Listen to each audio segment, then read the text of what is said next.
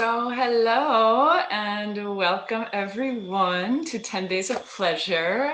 Today is day number 6 and I am freaking excited because I am here with Dianne Shepherd, who is a dear friend of mine, a colleague, a Yoni soul sister. She also happens to be from my hometown and she just has such rich knowledge and embodiment and wisdom in many areas, honestly. But today I have brought her on so she can share all about pleasure and menopause. So Dianne, will you just give all of our beautiful people who are tuning in just like a little bit of introduction about who you are and what your work is about? Absolutely. Well, first of all, thank you, Hillary, for that introduction already. And thanks for the invite. This is really such an honor to be here. And huge fan of you, of course, as you know, and your work. Yeah, I'm Dianne. I'm a holistic sexuality coach, and my specialty is women entering the third chapter of life that can include perimenopause, menopause, and beyond. I love to say, rock your third chapter like a queen is one of my favorite things to say. Yes. um, as Hillary is, I love the Jade egg practice. It's one of the core practices that I use in my coaching practice. So just so thrilled to be here. Yeah. Amazing. Yay. So let's talk about menopause and pleasure. So do you see that there's a connection between menopause and pleasure, both generally speaking in your own life and your clients' lives? What is the Mm. connection there? Oh my gosh, huge. Yeah. So much to say on that. I'll try to be concise.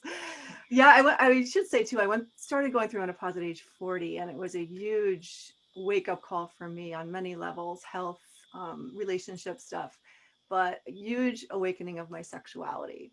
Right. And so, yeah, it started off the journey. And I think there's such a, oh gosh, misconception about menopause in general, at least in the West, because I really experienced it, and many women that I know who do this kind of work with it experienced it as a portal. I like to call it the passion portal, right? A really, yeah, a passage into the most creative, juiciest, sexiest, erotic chapter of a woman's life.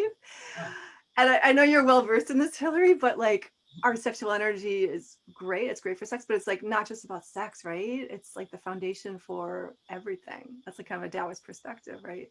Totally. Um, yeah. And so pleasure, I think, is such an important, probably the pathway into the sacred feminine. I felt that menopause for me was a big wake up call from Shakti, but kind of the real primal wild feminine that I had a little taste of throughout my younger years. But when menopause hit, it was like full on. It was like this kind of tsunami of energy coming up that was like, okay, I gotta really I gotta address this. Not as a problem to solve, but like, what is this? Let's work with this. So yeah, it was a big rebirth.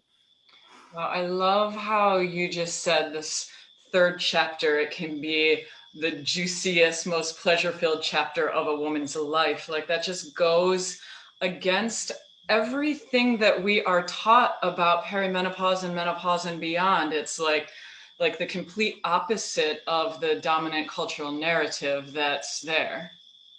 Oh my gosh, yeah. Yeah. Um I found that to be true.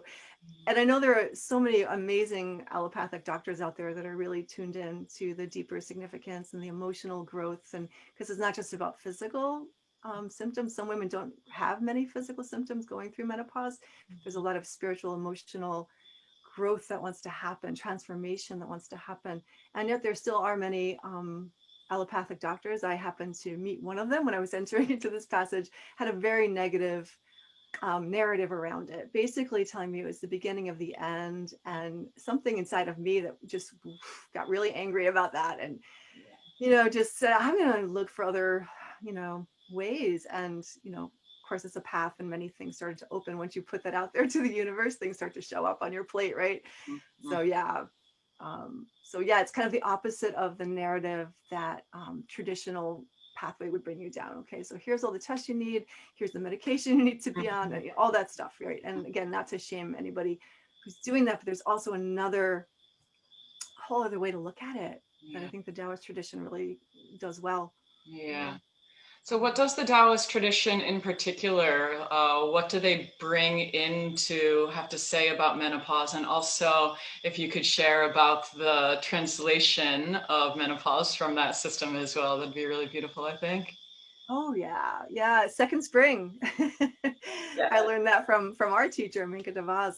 And yeah, menopause is considered in the Taoist tradition second spring, and it's considered to be a rebirth, sexually, but also, spiritually, and how our sexual energy or orgasmic energy can be cultivated, right? Cultivated, worked with to fuel all areas of our lives. It can really, when we start to activate it in a conscious way, in a grounded way, it can really fuel all the love and all the gifts that we give to the world. Because a common complaint was, well, for me and a lot of women I know, especially at midlife, and maybe if you worked hard in a career, raised a family kind of thing, you have that feeling of giving from an empty cup. And I think a lot of women can relate to that feeling. What I love so much about the Taoist tradition and the Jade egg practice specifically, it's all about cultivating that sexual energy. So you're giving from a full cup, right?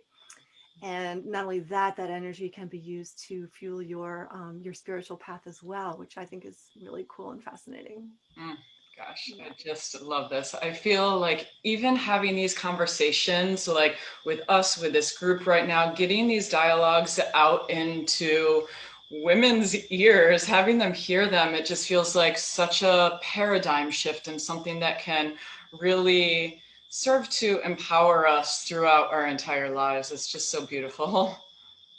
Oh my gosh. Yeah. There's so much out there. I think that, yeah, that just is like, oh, yeah, it's the beginning of the end. You're being put out to Exactly. pasture. A common complaint I hear from women, Yeah. curious about the work that we do is like, I feel like I'm being put out to pasture, but I have so much more living to do. I know that. Like, I have so much that I Totally. want to do in the world, and I want to, maybe change careers, change relationships, change geographic locations. Like, there's like this voraciousness that wakes up, I think, around menopause and midlife, that that's what it was for me. It was just like, I want this, I want that. It's just Mhm. this Mhm. hunger that I think is sacred. Oh, it's so beautiful. Gosh, as you're speaking, I have this feeling that if more and more women who are going through this transition in their lives into menopause and beyond, if they're really taught to embrace these years in the ways that you're talking about, the world would literally be a better place. Like, I'm getting chills right now, actually. Like, I really believe that the more women throughout their lifespan who are empowered and grounded in themselves and their bodies and their sexuality, the better place the world is. It's like we need women in their 40s, 50s, 60s, 70s, 80s, and beyond, really living radiantly and passionately and contributing their gifts into the world. Well said. Yeah. And I wonder, it begs the question of like, what's going on there? Why is Mm. the narrative so negative on menopause? And my personal theory on that is that we're a force. We're a force to be reckoned with, Yeah, right? This, yeah. when the sacred feminine comes out to play, that primal, first of all, there's a huge healing opportunity, right? And just unleashing that wild is so healing for a lot of the trauma that everyone has experienced. And yeah, it begs the question of like, why is it so tamped down? Why are we diverting women away from that? It's Mm. maybe because it's really scary for for the patriarchy. Yeah. Exactly. It's very threatening to the status quo. Yes. Very well said. Yeah. Oh, Mm. so beautiful. So, a question that's coming now is that, like, I think it's amazing how you've been talking about how not every woman has to experience this transition in the negative way that we've typically been taught.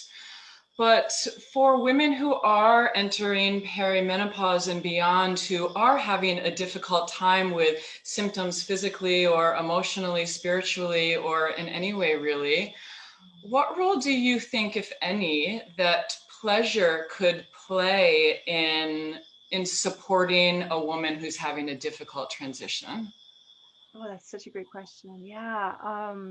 Wow. There's lots to say there. I feel that it can really help us find our calm, find our center, find that place of responding rather than reacting. Really, pleasure is the ultimate tonic, right? And it can really help balance our hormones. We wake up that orgasmic energy. What starts to flow is this amazing cocktail of feel-good hormones, right?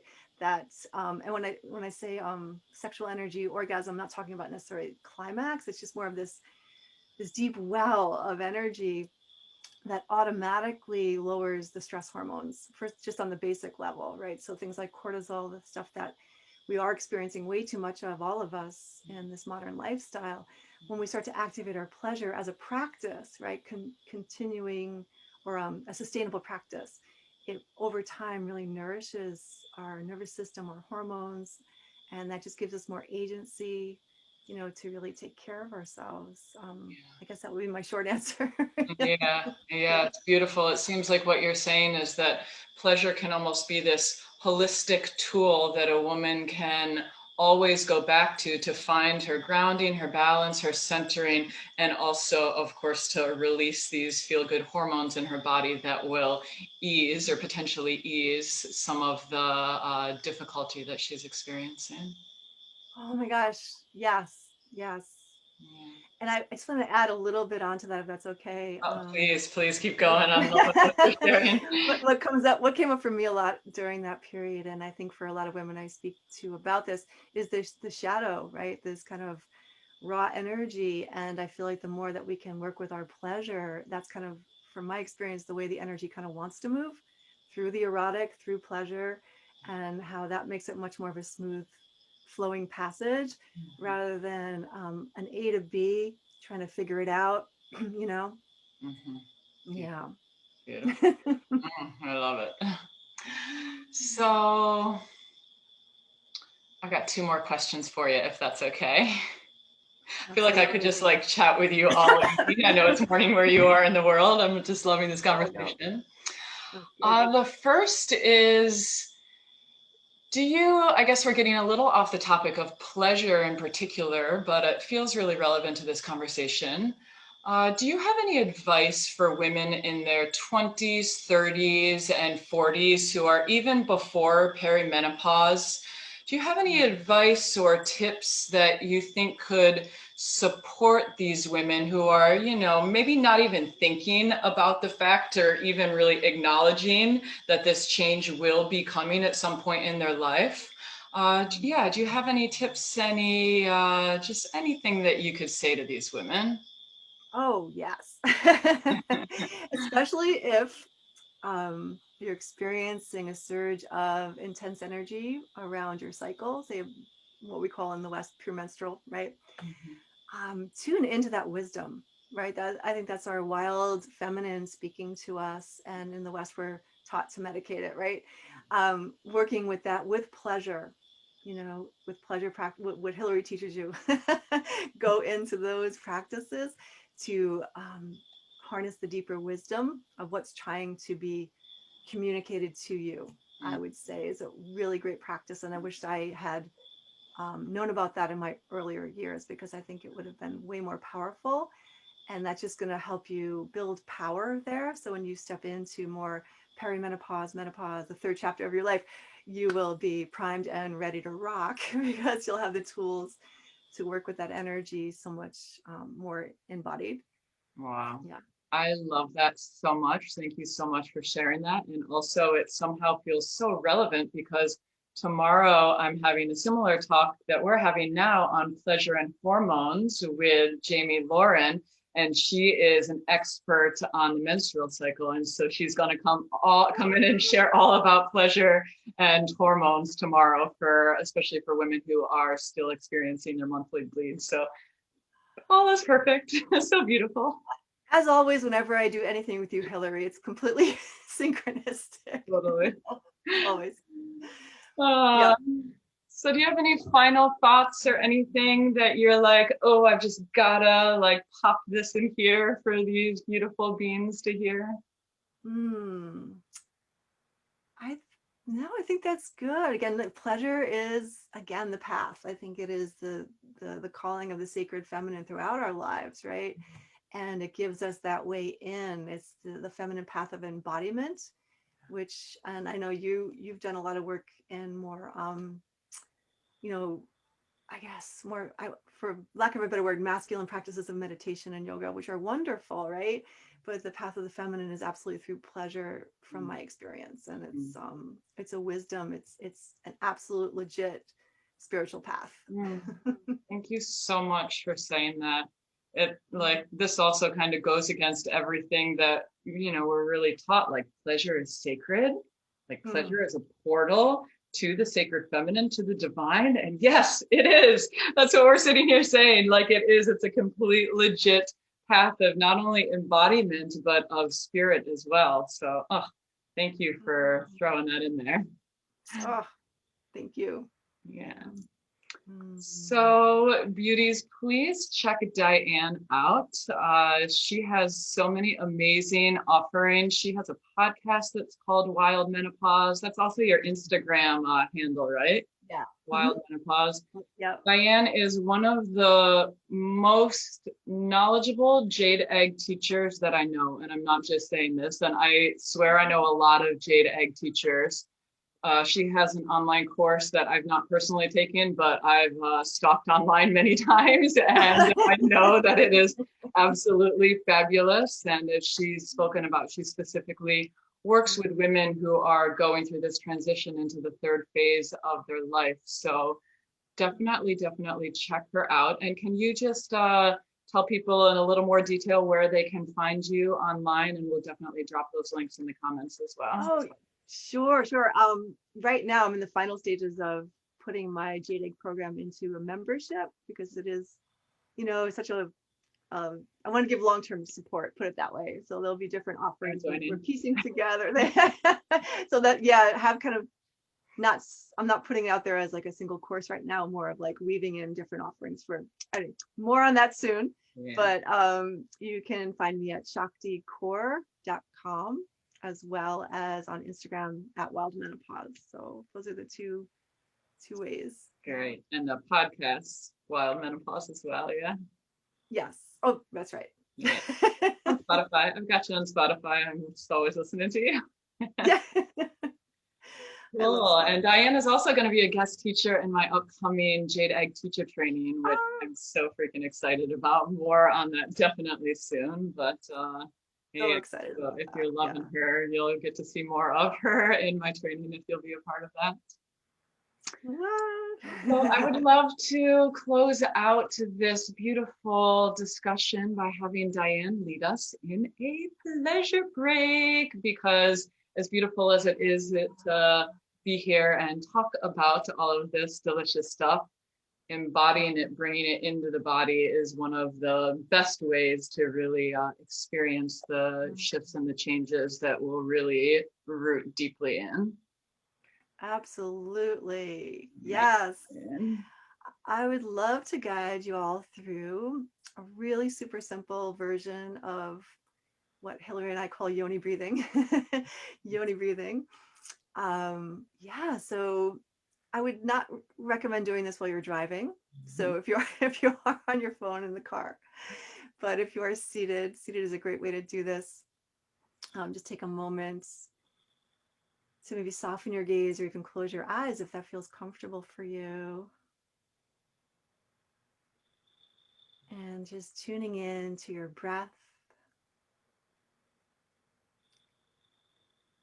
And then as you breathe, if it's comfortable, breathe through your nose. Breathe as if you're smelling something amazing. Maybe a flower or essential oil, the forest.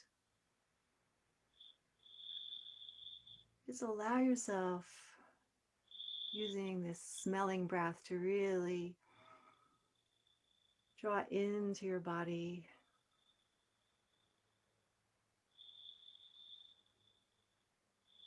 Then as you're ready, I'll invite you to just rock forward and back just a little bit, just a slight subtle movement here.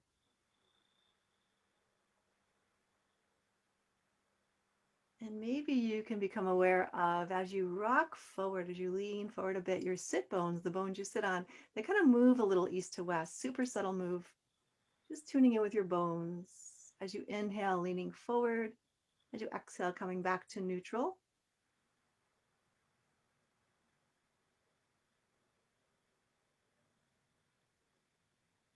And just feeling that subtle movement of your pelvic floor as you breathe in, expanding. As you exhale, it kind of contracts in a little bit, just letting it happen. You're not forcing anything. I like to use imagery a lot when I teach. So just imagine your yoni, in this case, more specifically your vagina, as a lily. Now, if you have another flower you like, that would work great. I like the depth of the lily. So as you lean forward, inhale, think of this lily blossoming open. And as you exhale and come back to neutral, kind of hugging into a bud, not forcing anything, just allowing that to happen naturally.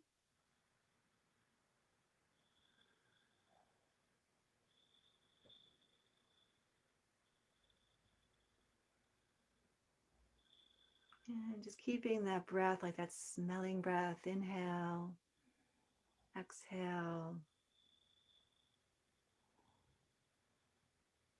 And using that image to really connect with your yoni.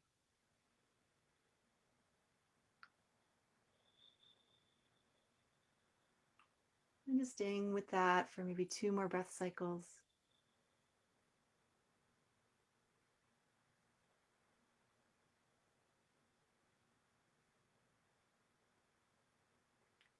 And then perhaps ending by taking your hands just below your navel, feeling your center, and just smiling into your yoni. If that's new to you, that's a practice that Hillary and I teach, the inner smile, but just kind of smiling into your yoni, into your womb space.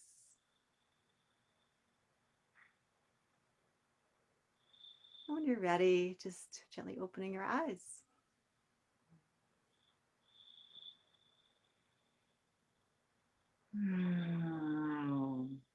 Yeah, it's just amazing how a couple of minutes of yoni breathing feel like they just shift the energy.